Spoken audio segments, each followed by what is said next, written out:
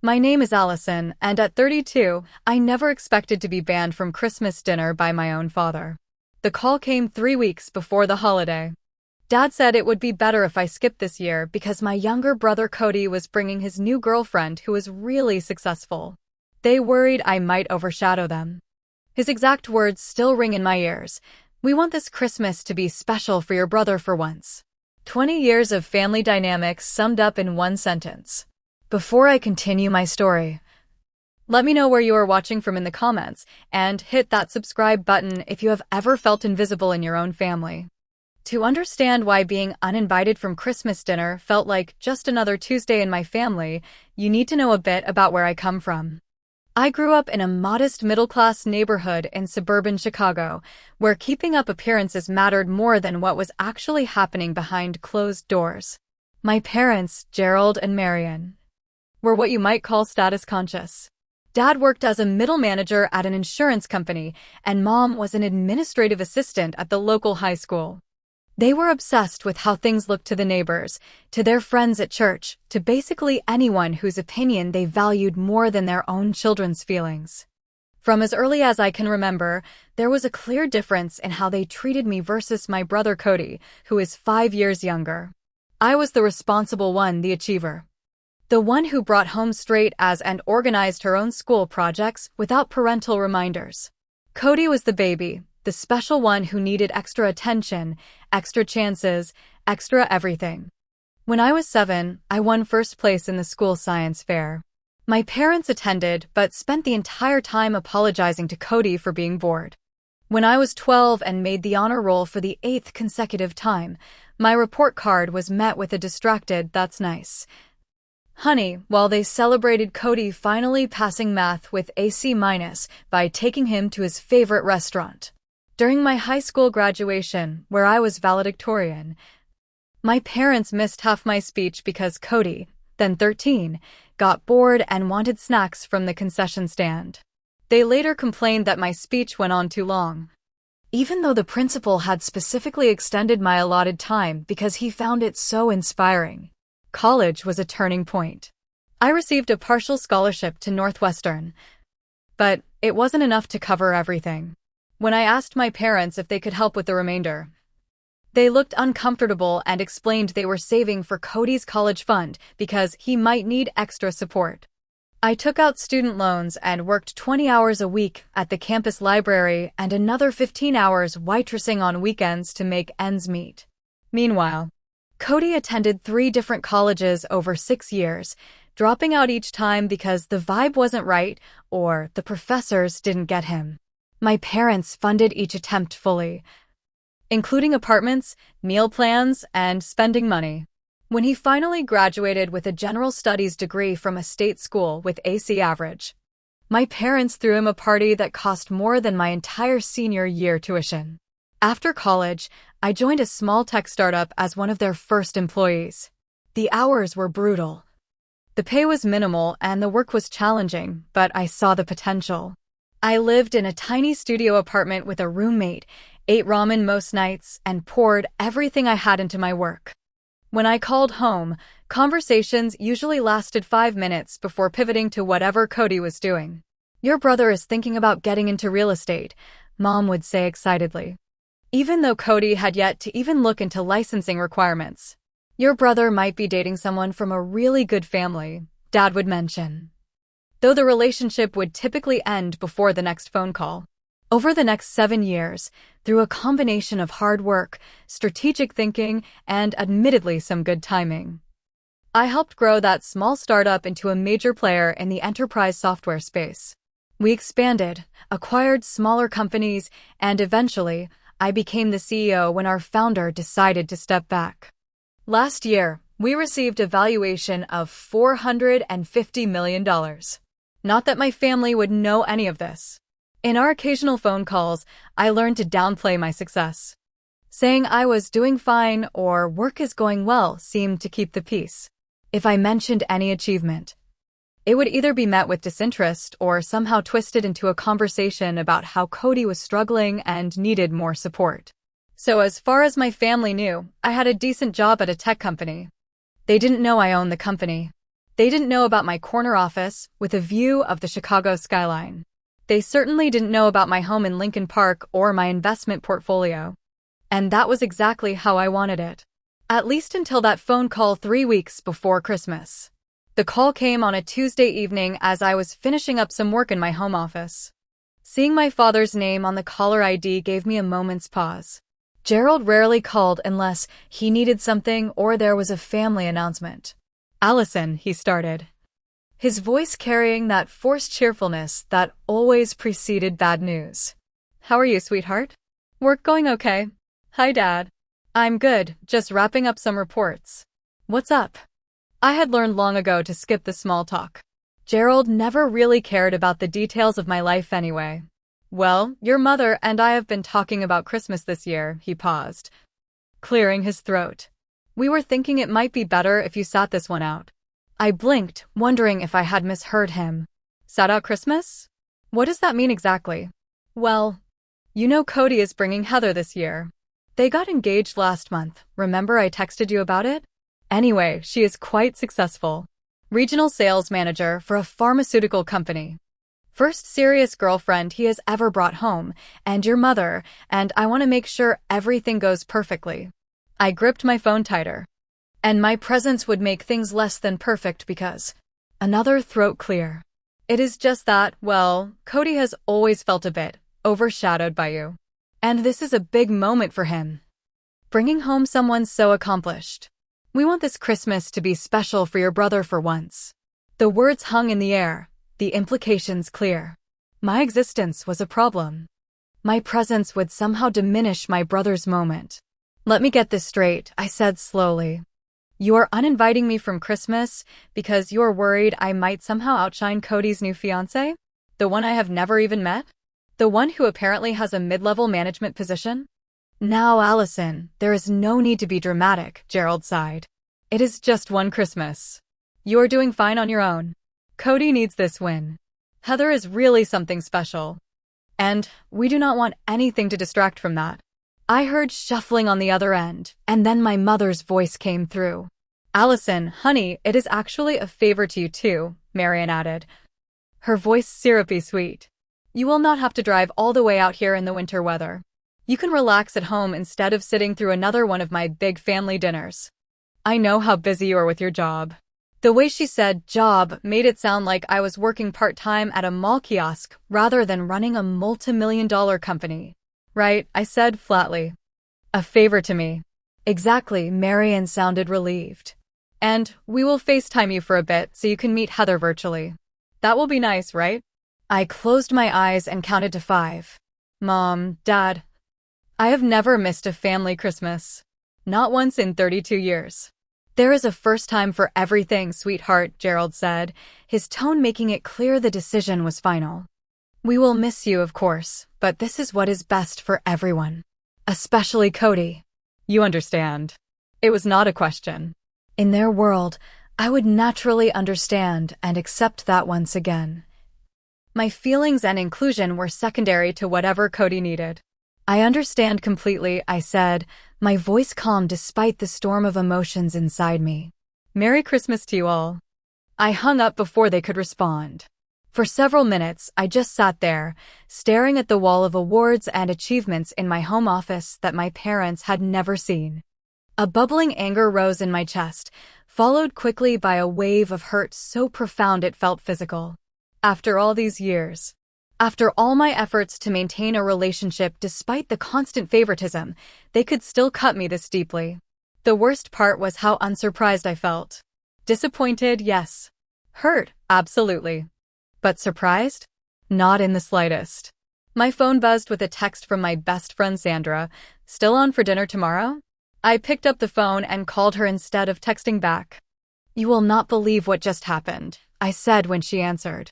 After explaining the situation, Sandra's outrage was both comforting and validating. "They did what?" She practically shouted through the phone. "They uninvited you from Christmas? For that garbage reason? Oh, hell no. Apparently Cody's fiancé is too impressive to be in the same room as me," I said, attempting humor though my voice cracked. "That is the most ridiculous thing I have ever heard," Sandra fumed. "What are you going to do?" I sighed. What can I do? They have made their decision. You can tell them to go jump in the lake. That is what you can do, Sandra replied. Better yet, come spend Christmas with us. My mom already asks about you all the time anyway. She will be thrilled. The invitation was tempting. Sandra's family had always been warm and welcoming, the opposite of my own in many ways. I would not want to impose, I started. Impose? Girl, please. My mom would adopt you if she could. You are coming to our house for Christmas, and that is final. My family actually appreciates you.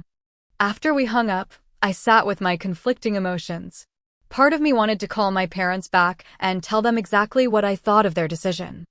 Another part wanted to show up on Christmas anyway, perhaps with news of my actual success, just to see the looks on their faces. But a quieter, wiser part of me recognized this as yet another opportunity to set boundaries I should have established long ago. I had spent my entire life seeking validation from people who were constitutionally incapable of providing it. Perhaps it was time to accept that reality and stop expecting different results. That night, I cried myself to sleep for the first time in years, mourning not just this Christmas, but the family I had always wished for rather than the one I actually had. Christmas morning dawned bright and clear, sunlight reflecting off fresh snow as I pulled up to Sandra's family home in Oak Park.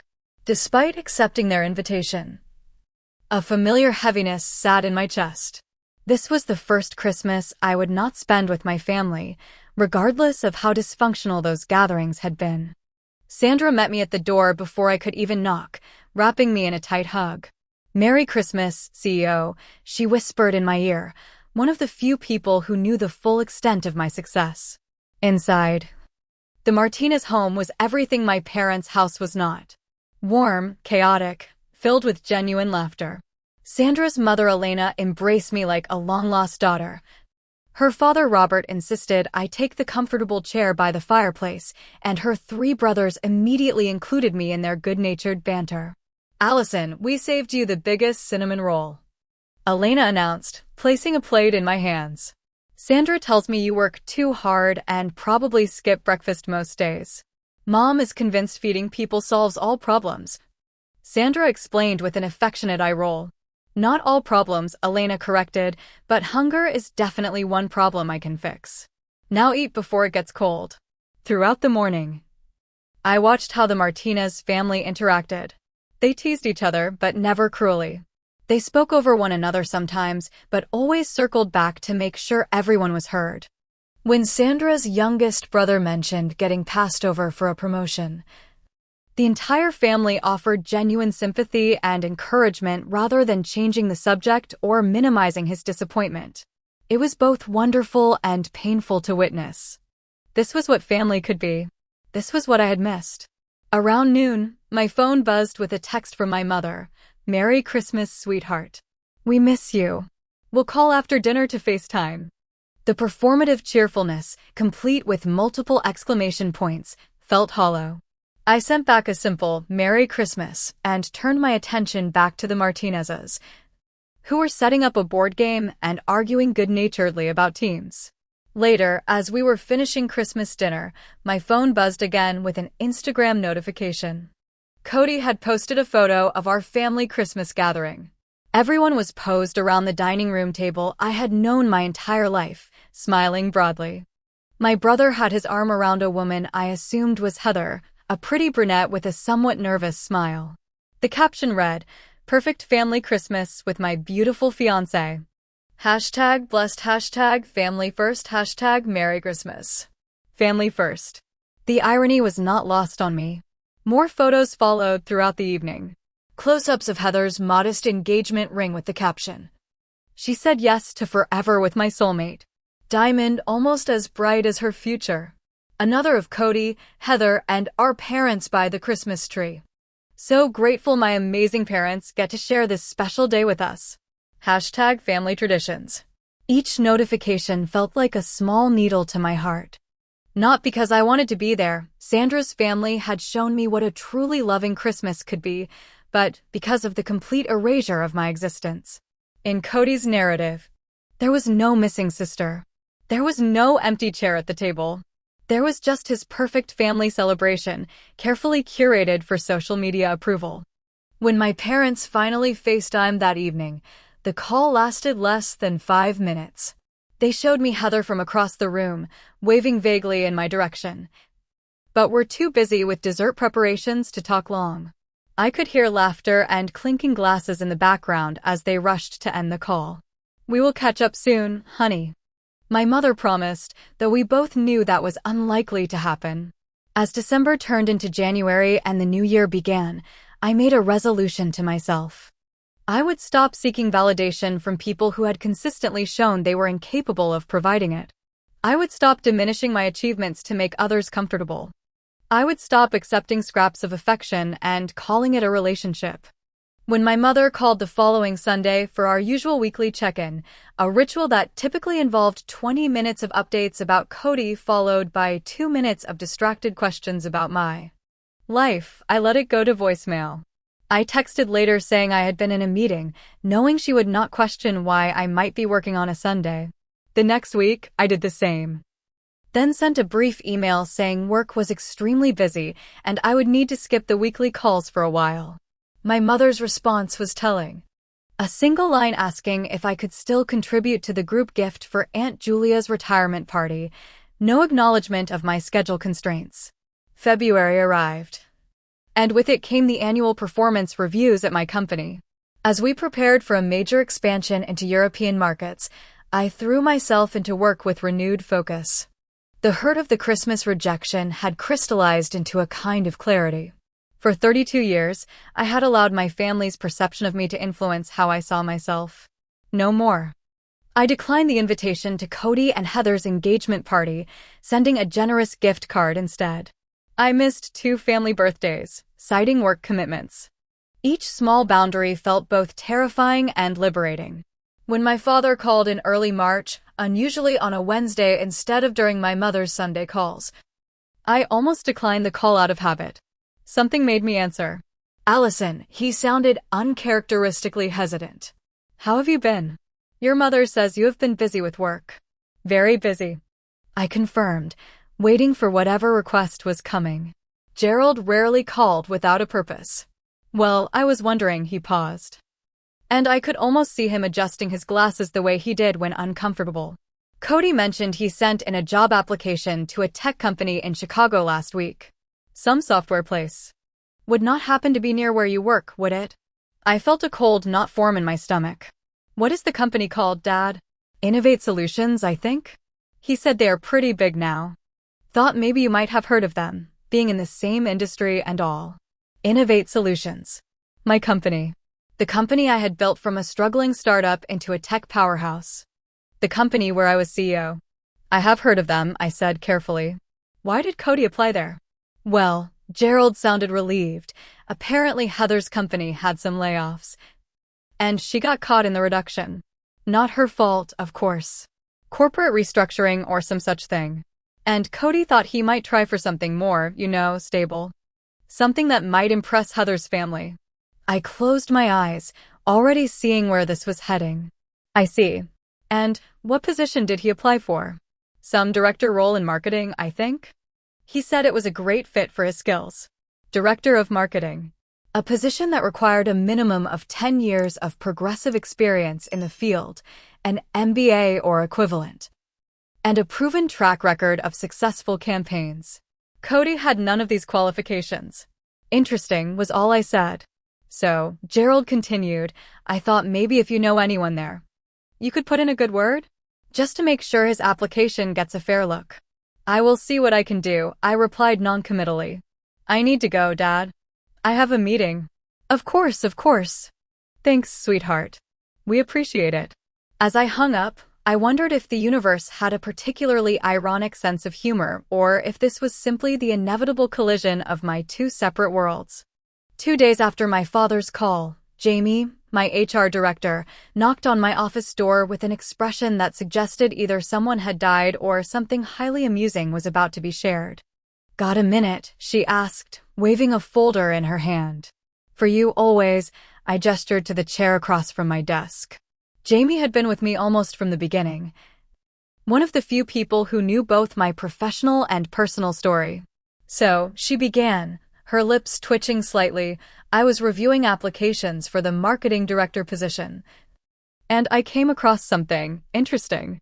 She slid a resume across my desk. This candidate has your last name. Any relation? I looked down at Cody's resume, feeling a strange mix of emotions. The document in front of me was a masterclass in creative writing. My brother had transformed his 6 months at a friend's startup doing basic social media posts into digital marketing strategy leadership. His brief stint helping our cousin with flyers for her bakery was now comprehensive brand development experience. His C average in general studies was conspicuously absent, replaced by vague references to academic excellence.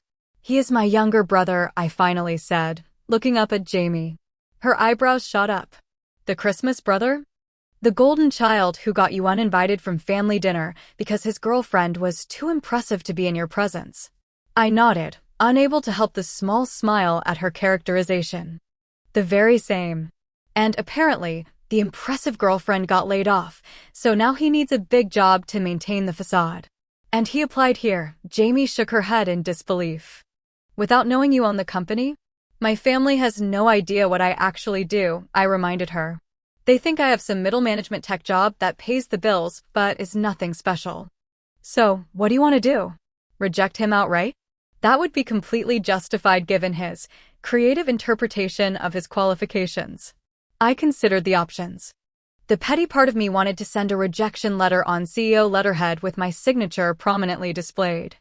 The hurt part wanted to call my parents and ask how they could possibly think Cody was qualified for a director position at a major tech company.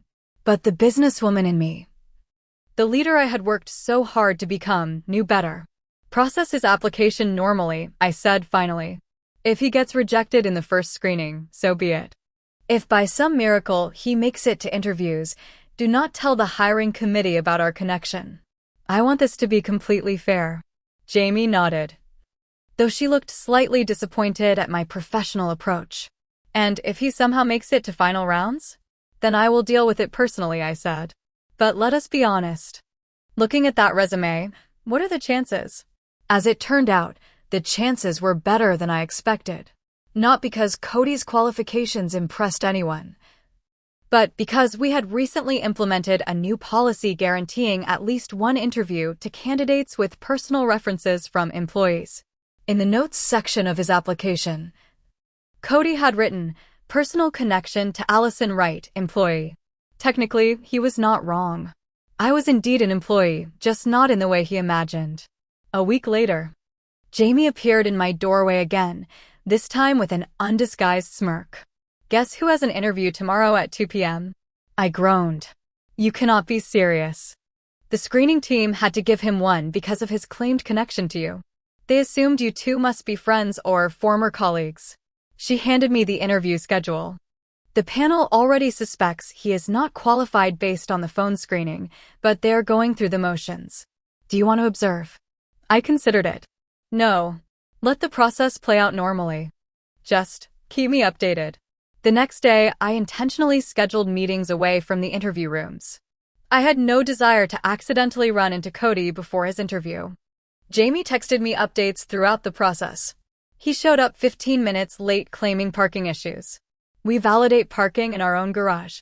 He just told Marcos that traditional marketing metrics are old school and that he prefers to measure success by vibes and engagement. When asked about his biggest professional achievement, he talked about getting 100 likes on a tweet. By the time his interview was wrapping up, it was clear from Jamie's increasingly incredulous texts that Cody had performed exactly as his resume would suggest. All confidence, no substance. Panel is wrapping up. What is your plan? Jamie's final text read. I had been thinking about this moment since I first saw his application. There were many ways to handle it, but only one that felt right. Tell them I want to meet the final candidate personally. Standard CEO greeting. Conference room A in 5 minutes. I gathered my thoughts as I walked to the conference room. This was not about revenge or pettiness. This was about finally bringing my two worlds together on my terms. The conference room had glass walls, giving me a clear view inside as I approached. Cody sat at the table looking supremely confident despite what had clearly been a disastrous interview. He was wearing the same suit he had worn to our cousin's wedding 3 years ago. Slightly too tight now across the shoulders. His leg bounced with nervous energy as he checked his reflection in his phone camera. I smoothed down my tailored blazer, took a deep breath, and opened the door. "Good afternoon," I said professionally. "I am Allison Wright, CEO of Innovate Solutions. Thank you for interviewing with us today." The transformation of Cody's expression would have been comical in any other context. Shock, disbelief, confusion. Then, most tellingly, calculation. "Ally," he used my childhood nickname. Standing abruptly. "You work here." "I founded this company 8 years ago," I corrected him gently. "I am the CEO." But he seemed genuinely unable to process this information. "You never said.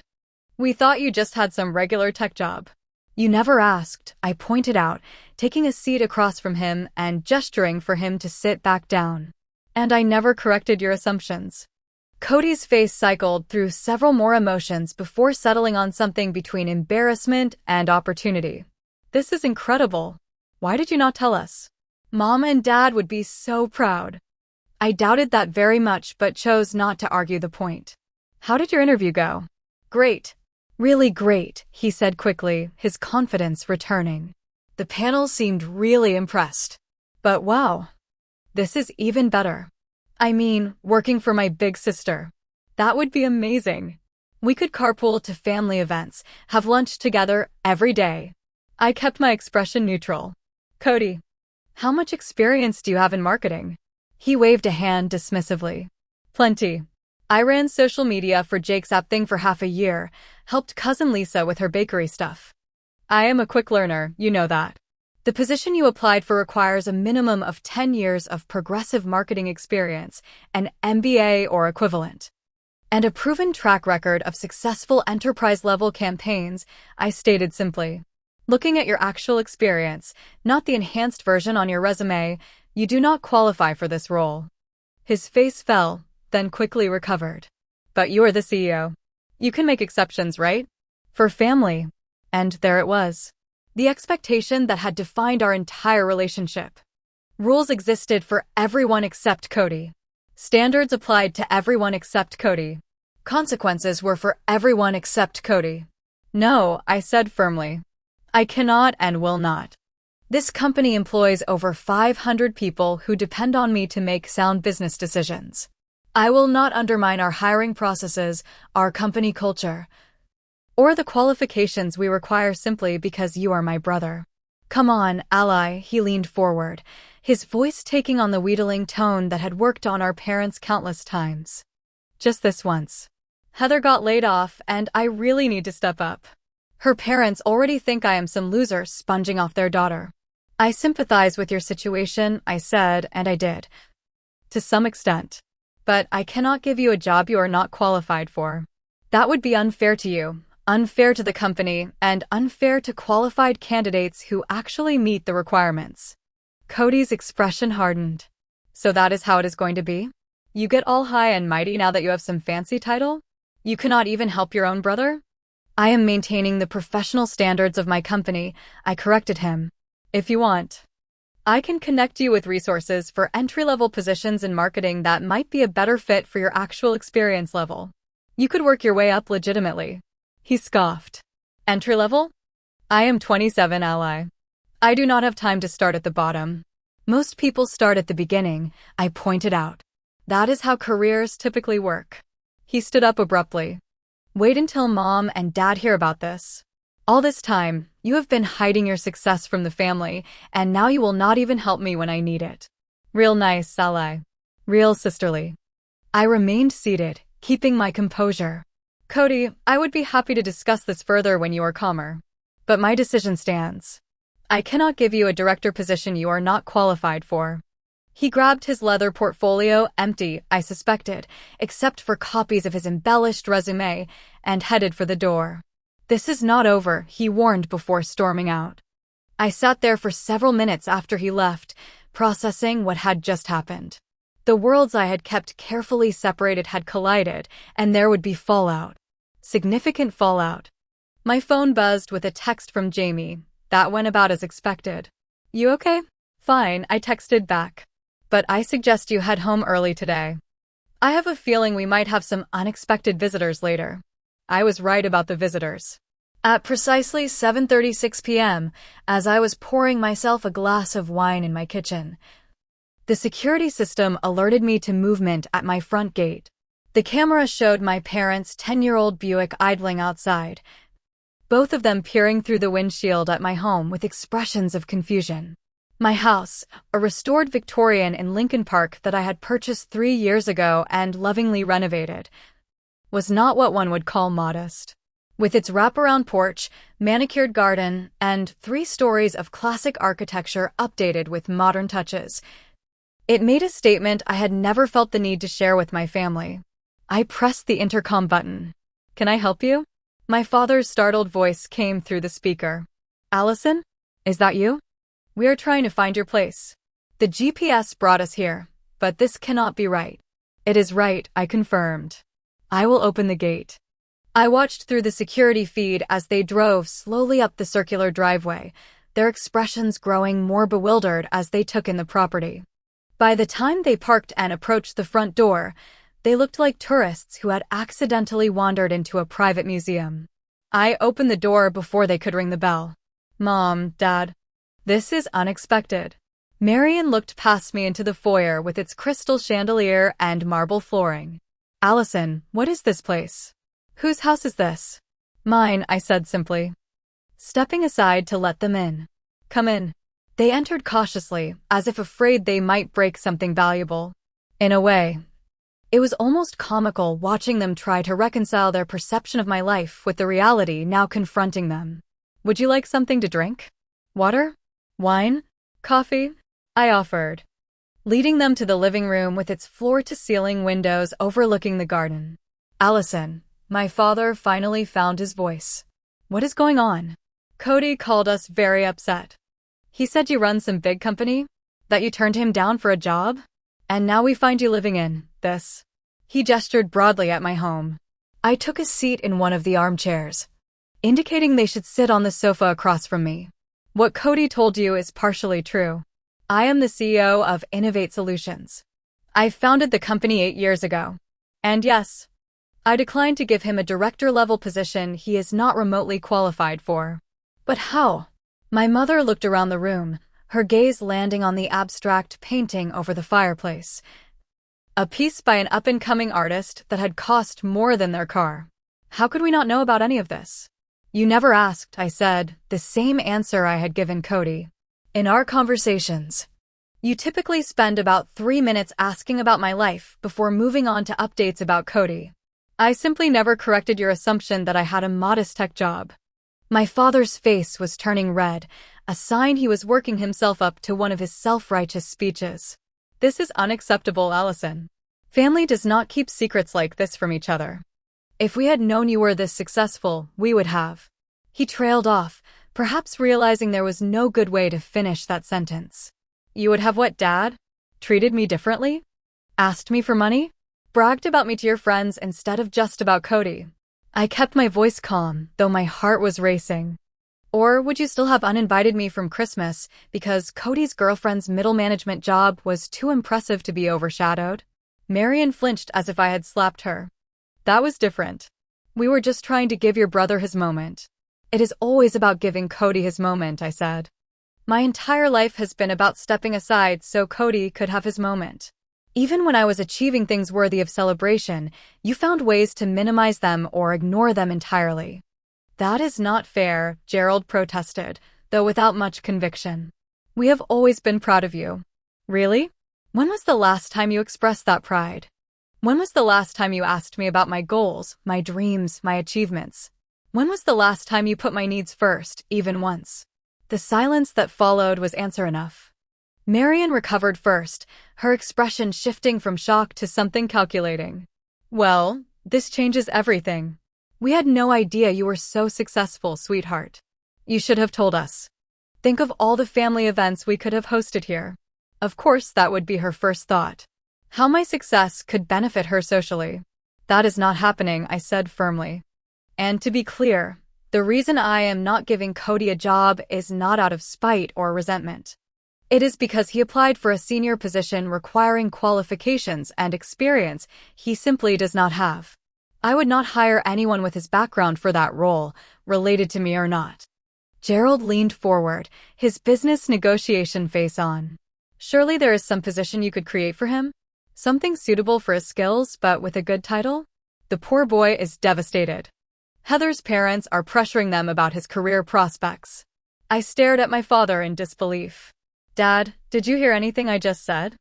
I run a multi-million-dollar company with hundreds of employees who depend on me to make sound business decisions. I cannot and will not create a fake job with an impressive title just so Cody can save face with his future in-laws. But family comes first, Allison, he insisted, as if repeating a fundamental truth I had somehow forgotten. That is what we have always taught you. I could not help the bitter laugh that escaped me. Family comes first? Is that why you uninvited me from Christmas? Is that why you funded Cody's multiple failed college attempts but left me to take out loans? Is that why you have consistently prioritized his comfort over my inclusion? That does not sound like family first to me. It sounds like Cody first. Marian's eyes filled with tears, though whether from genuine emotion or manipulation was hard to tell. You are twisting things, Allison. We have always loved you both equally. Love is not just a feeling, Mom. It is actions. It is choices. And your choices have consistently shown me where I stand in this family's hierarchy. Gerald's expression hardened. So this is revenge then? You are punishing Cody because you feel we favored him. This has nothing to do with revenge, I said wearily. This is about maintaining professional standards in my company and not giving special treatment based on family connections. If Cody wants to work in marketing, he needs to start at an appropriate level and gain real experience. He does not have time for that. Gerald's voice rose. He is under pressure to prove himself to Heather's family. They are old money, very well connected. This engagement could change his life if he does not mess it up. That sounds like Cody's problem to solve, I replied evenly. Not mine. After everything we have done for you, Marian said, her voice trembling with emotion. This is how you repay us? By refusing to help your own brother. I looked at my mother, really looked at her, and saw for perhaps the first time the fundamental disconnect in how we viewed our relationship. In her mind, she had been a good mother. In her mind, I owed them for the basic parenting they had provided, while Cody owed them nothing despite the extraordinary support they had given him. I think you should leave now, I said quietly. This conversation is not productive. We are not finished discussing this, Gerald stood, pointing a finger at me. You have obligations to this family, Allison. Responsibilities. I stood as well, drawing myself up to my full height. No, Dad. I have boundaries. And it is well past time I enforce them. I will not be giving Cody a job he is not qualified for. That decision is final. Then perhaps we should rethink our family relationship entirely, he threatened, clearly expecting me to back down as I had so many times before. Perhaps we should, I agreed, surprising him. I have spent my entire life seeking approval from people who seem constitutionally incapable of giving it. Maybe it is time I stopped trying. Marian gasped. You cannot mean that. We are your parents. Yes, you are. And I will always care about you. But I will no longer accept being treated as less important than Cody. I will no longer diminish my achievements or my boundaries to make you comfortable. And I will no longer tolerate emotional manipulation. I walked to the door and opened it.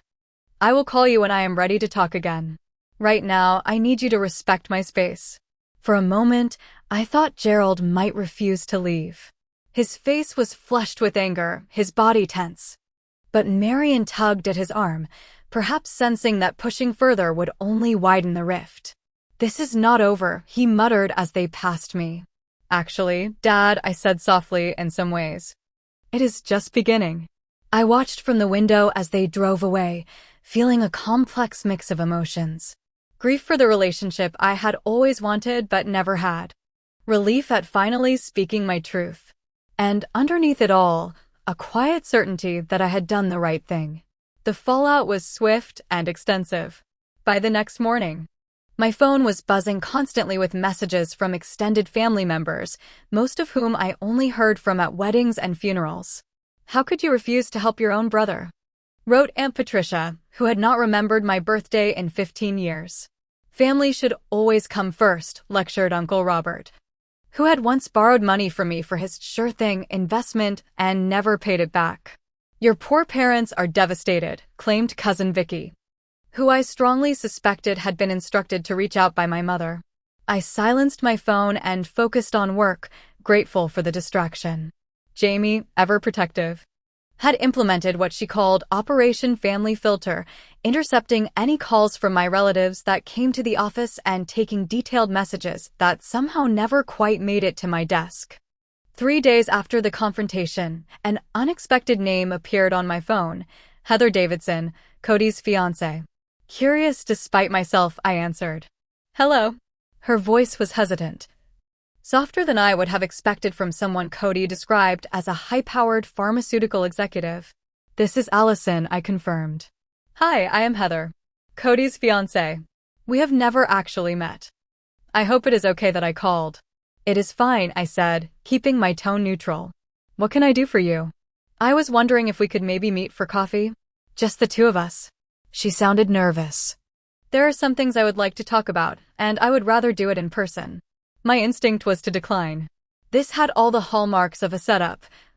Perhaps a plan concocted by Cody or my parents to guilt me in person. And yet, something in her voice seemed genuine. "Why?" I asked directly. A small sigh came through the phone. "Because I think I have been lied to. A lot. And I am trying to figure out what is actually true before I make some important decisions." That was honest enough to earn my attention. "There is a coffee shop called Grounds for Thought on Michigan Avenue. Tomorrow at 10 a.m. I will be there." "Thank you." The next morning, I arrived early and selected a table in the corner with a good view of the entrance. At precisely 10 a.m., Heather walked in. She was dressed simply in jeans and a sweater, her dark hair pulled back in a ponytail, looking nothing like the power executive Cody had described. She spotted me and walked over, extending her hand. "Thank you for meeting me," she said as we shook hands. "I really appreciate it." After ordering our coffees, an awkward silence fell. I decided to cut through it.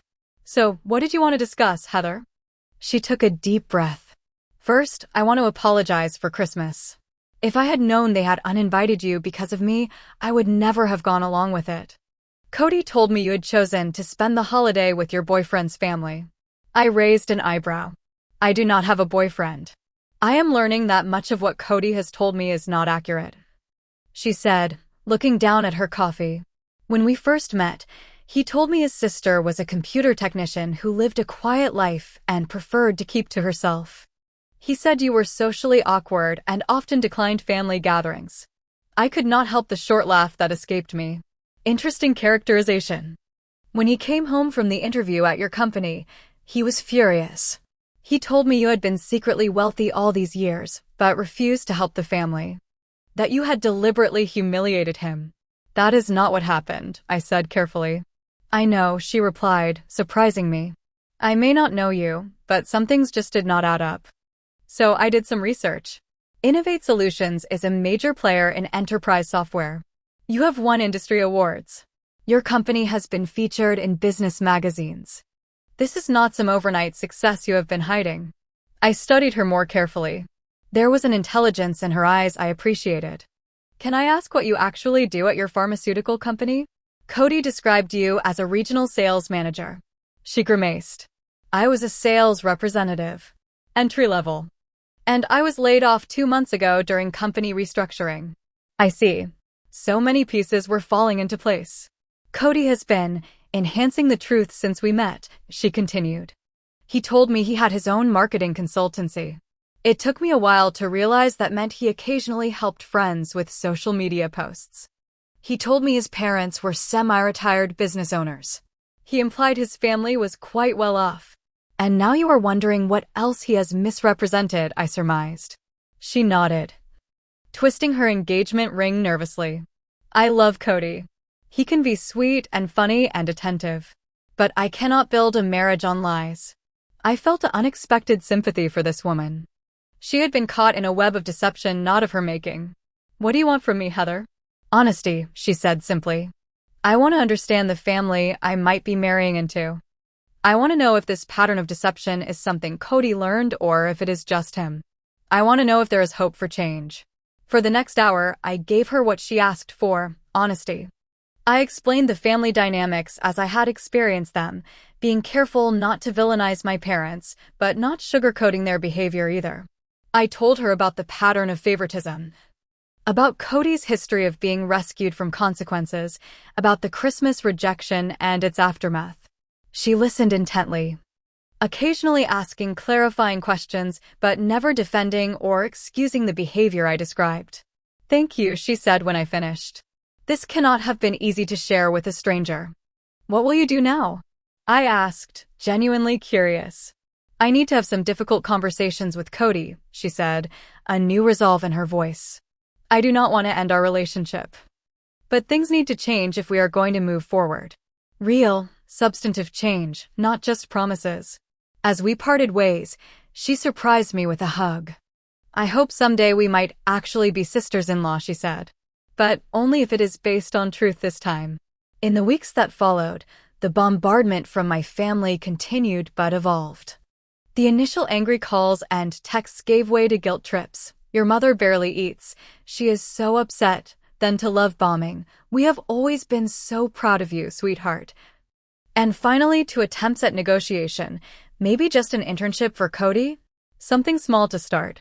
I maintained my boundaries throughout, responding briefly when necessary, but refusing to be drawn into circular arguments or emotional manipulation. To my surprise, it was Cody who broke the stalemate. 6 weeks after our confrontation, he sent a text that simply read, "Can we talk?" Just us. No parents involved. We met at a neutral location, a park near my office. Cody looked different, humbler somehow, less cocky in his demeanor. Heather told me she met with you, he began. She has given me an ultimatum. Either I start being honest with her, with myself, with everyone, or she is calling off the engagement.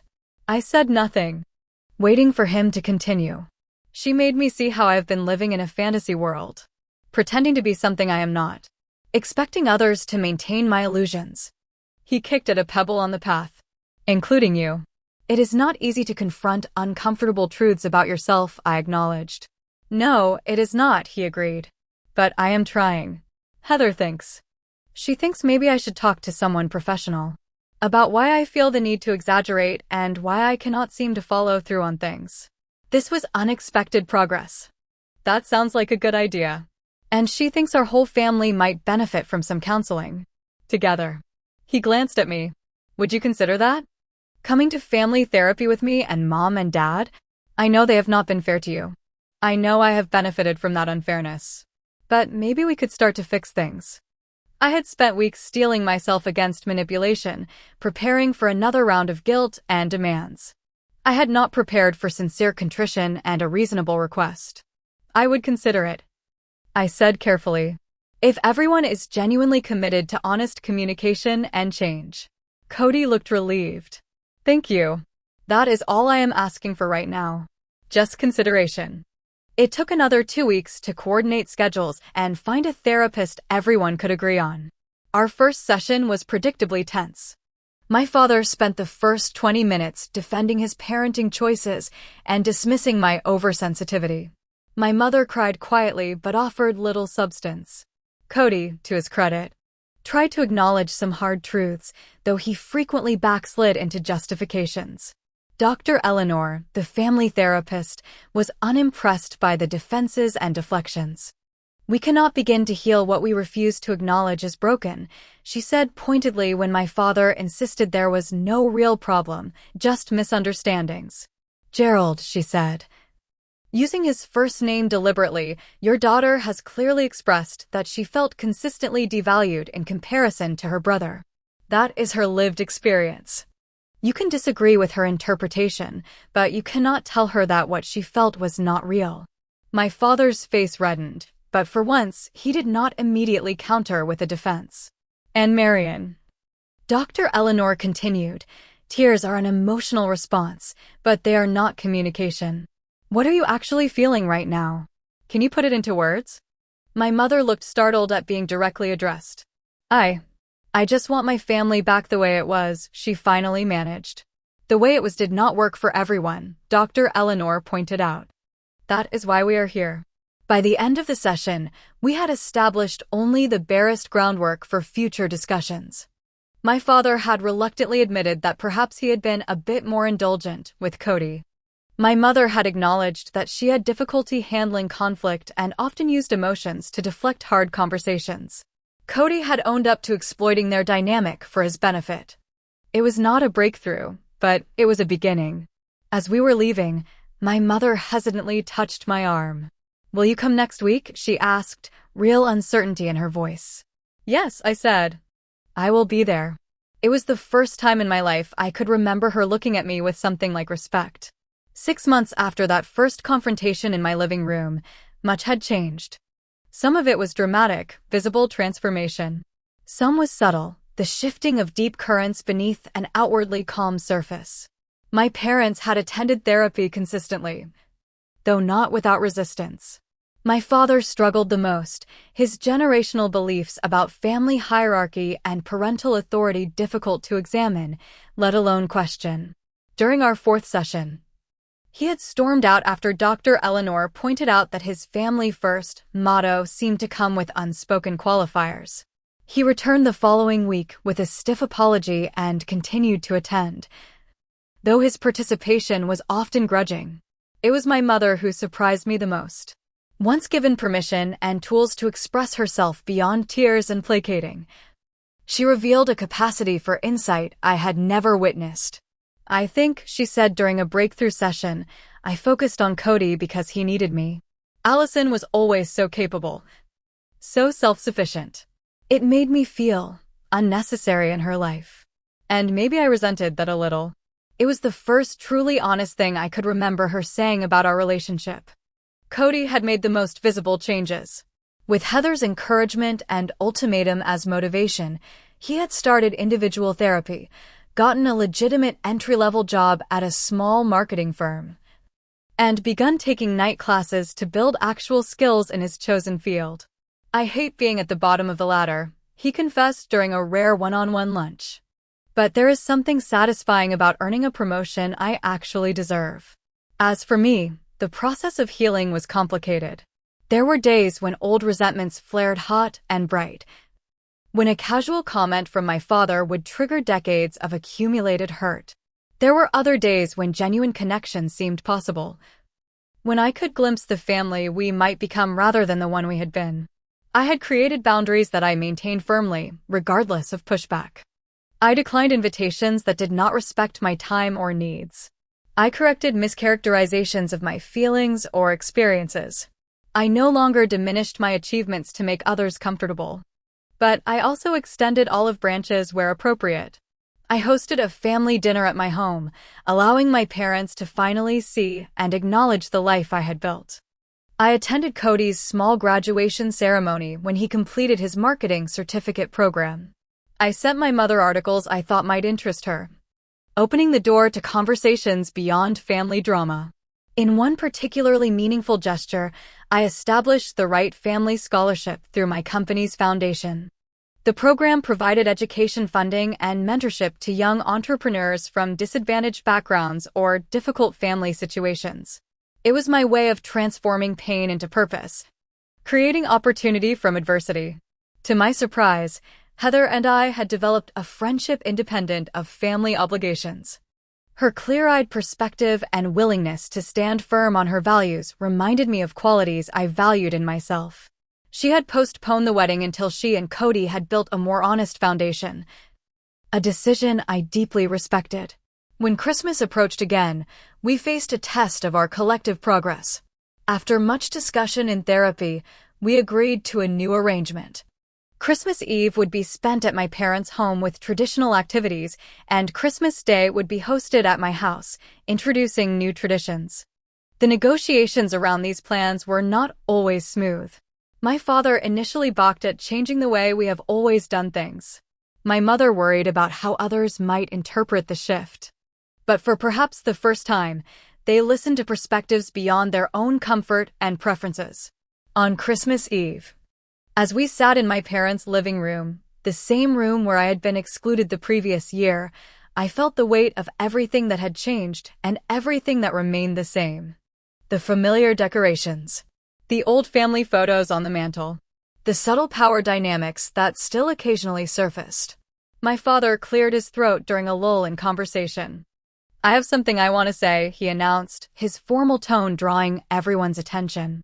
"Last Christmas, I made a decision that hurt you, Allison. It was wrong and I am sorry.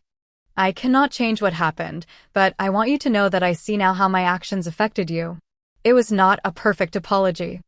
It did not address the decades of favoritism or fully acknowledge the depth of the pain caused. But it was sincere, and for my father, it represented significant growth. "Thank you, Dad," I said simply. "That means a lot to me." The next day, as my family gathered in my home, the dynamic was noticeably different. My mother complimented my cooking without comparing it to her own. My father asked genuine questions about my company. Cody helped with cleanup without being asked. These were small things, perhaps, but meaningful in their context. As we sat in my living room after dinner, Heather beside Cody on the sofa, my parents in matching armchairs, I reflected on the journey of the past year. We were not a perfect family. We would never be the idealized version I had longed for as a child. The hurt of the past could not be erased completely. But we were learning a new way to be together. We were creating a family based on respect rather than obligation, on honesty rather than pretense, on genuine care rather than performance. "I am grateful for all of you," I said, raising my glass in a toast. Not because we are perfect, but because we are trying to be better. The family you are born into teaches you what love looks like, but you get to decide what love will look like in your life going forward. I had learned that lesson the hard way, through exclusion and pain and confrontation. But in learning it, I had found a kind of freedom I never knew was possible. Not the freedom of cutting ties or holding grudges, though there had been times when that seemed like the only option. But the freedom of loving with open eyes, of accepting imperfection without accepting mistreatment, of building relationships based on who we actually are rather than who we wish we were. It was not the ending I would have written a year ago. It was messier, more complicated, less absolute. But it was real, and in its reality, it held more healing than any fantasy reconciliation could have provided. Have you ever had to set difficult boundaries with family members who could not see your worth? Share your experience in the comments below. And if this story resonated with you, please like, subscribe, and share it with someone who might need to hear that they deserve to be valued for exactly who they are. Thank you for listening to my journey, and remember, sometimes the family we build is just as important as the family we are born into.